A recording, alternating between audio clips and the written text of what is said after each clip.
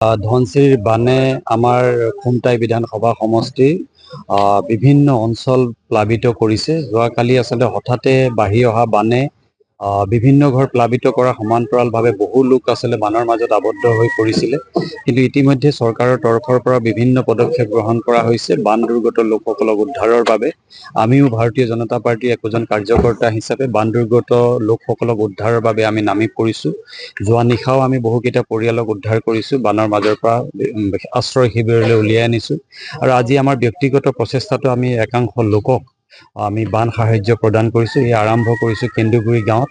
কেন্দুগুৰিৰ পৰা আমি এখনৰ পিছত ইখনকৈ আনখন গাঁৱলৈ গৈ বান দুৰ্গত লোকসকলক যি পাৰোঁ পাৰ্যমানে সহায়ৰ প্ৰচেষ্টা চলাম। চৰকাৰী তৰফৰ পৰা ইতিমধ্যে সাহায্য আৰু উদ্ধাৰ অভিযান ক্ষিপ্ৰতৰ কৰি তোলা হৈছে।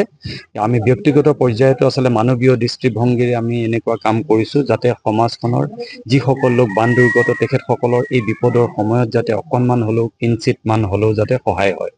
ধনশিৰিৰ বানে আমাৰ খুমটাই বিধানসভা সমষ্টিৰ বিভিন্ন অঞ্চল প্লাবিত কৰিছে। যোৱাকালি আচলতে হঠাতে বাঢ়ি অহা বানে বিভিন্ন ঘৰ প্লাবিত কৰা সমান্তৰালভাৱে বহু লোক আচলতে বানৰ মাজত আবদ্ধ হৈ পৰিছিলে।